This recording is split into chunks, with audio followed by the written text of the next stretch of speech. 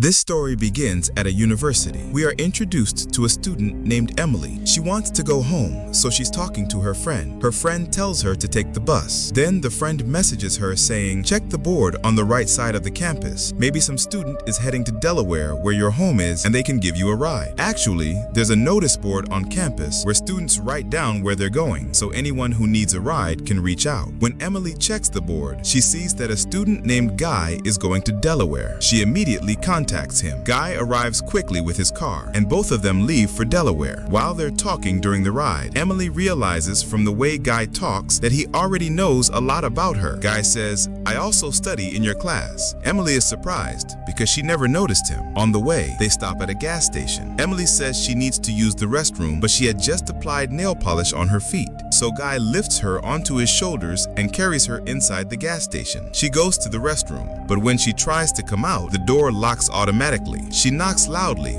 but no one hears her. She sees Guy and the gas station worker talking as if they didn't hear the knock. After a while, the door opens. Emily comes out and angrily yells at Guy. Guy and the worker are confused by her reaction. Guy also got water from the gas station. Emily wanted to split the cost, but Guy said, I don't take money from my friends. They continue their journey. Suddenly, Guy leaves the highway and takes another road. Emily asked, why did you leave the highway? Guy says it's a shortcut and we'll get there faster. But Emily soon realized Guy lied. He doesn't live in Delaware. She confronts him and says, I know the truth. Why did you lie? Just then, a car comes straight at them, almost causing a crash. Guy swerves and their car gets stuck in the snow. They get out, but the other car has already vanished. Emily tries to call the police, but there's no signal. They notice something strange. There are no tire marks from the car that passed, which is impossible in the snow. Every car leaves marks. Emily gets back in the car to stay warm. It's night and freezing. Guy asks her to open the door so he can get inside, but Emily refuses. She believes everything happening is Guy's fault.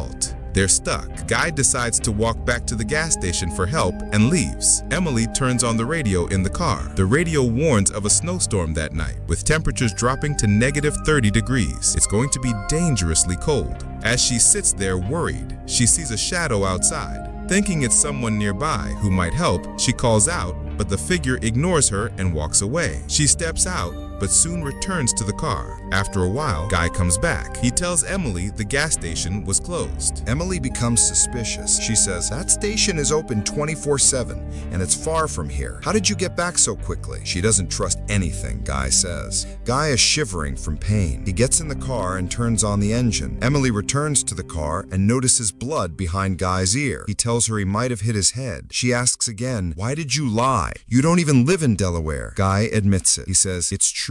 I don't live in Delaware. When I saw you texting your friend in class, I read all your messages. I like you. I wanted to be friends. That's why I wrote I was going to Delaware, just to spend a few hours with you. Emily is angry at first, but later forgives him. While they talk, the car's heater suddenly stops. They go out to check and discover the fuel tank is leaking. The gas has run out. That means the heater won't work either. They'll have to survive the freezing night. Later, Emily goes outside to use the bathroom and sees some priests. She calls Guy, but by the time he comes, the priests are gone. Guy says, you go back inside. I'll follow them. Emily returns to the car while Guy follows the priests to a house. There, he sees strange and scary things. Meanwhile, a police officer passes by Emily's car. She calls out to him, but he doesn't respond. When she touches his shoulder, her glove burns. He turns around. His face is terrifying. He's not human. His face is demonic, and when he opens his mouth, a snake comes out. Emily runs,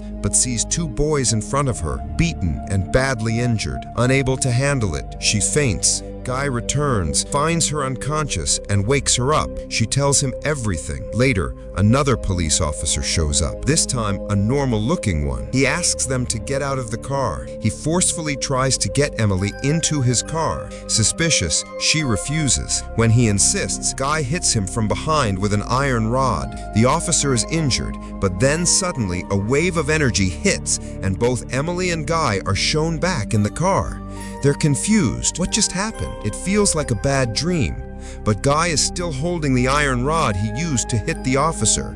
It wasn't a dream. The rod is so cold it sticks to his hand, injuring him as he pulls it off. Emily sees a newspaper Guy brought from the priest's house. It has news about accidents on this road, mentioning a priest and a police officer responsible for many deaths. It turns out everyone they've met so far, those priests, the kids, the officer, were ghosts, souls wandering this road for years. They sleep in the car. At midnight, Emily has a vision of the same police officer forcing a woman out of her car at that exact spot. He raped and killed her. Emily wakes up trembling. Guy comforts her. Suddenly, the car starts shaking violently, but it soon stops. Guy's health worsens. The injury on the back of his head is serious. He tells Emily he was already badly hurt when he tried to go to the gas station.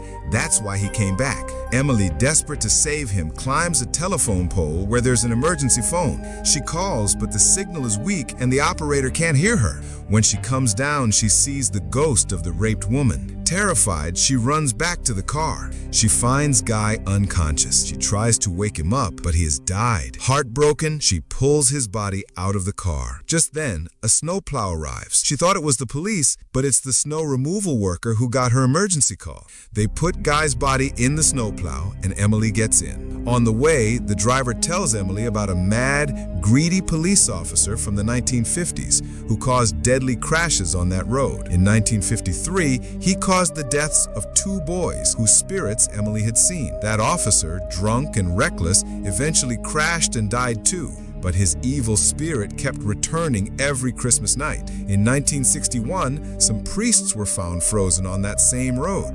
The driver explains how that police officer's spirit keeps causing deaths, including the truck driver and priests. As they drive, another car appears, forcing the snowplow off the road. The driver sees that same 1953 crash again. The police officer's spirit rises from the fire and grabs the driver, freezing him to death. Emily arrives, terrified. She runs to the snowplow, but it won't start. The officer's spirit comes after her. Before he can kill her, Guy's spirit appears and attacks the officer with the iron rod, just like in Emily's earlier vision. Another energy wave hits. Emily finds herself back inside the car with Guy's body beside her. Morning comes. Emily sees Guy's spirit outside. She follows him. He leads her to the gas station through the priest's house. An ambulance arrives and saves Emily. Now she understands that Guy never wanted to harm her. He loved her. He only wanted to spend time with her. She has one photo of him on her phone. She looks at it and cries, full of regret for all the times she got angry with him. What really happened? After the police officer died in 1953, his soul got trapped in a loop. Every Christmas night, his spirit recreates the crash and kills people, just like he killed the truck driver, the priests, and tried to kill Emily. But Guy's spirit saved her, proving his love. Sadly, he couldn't save himself. And with this tragic ending, the story ends.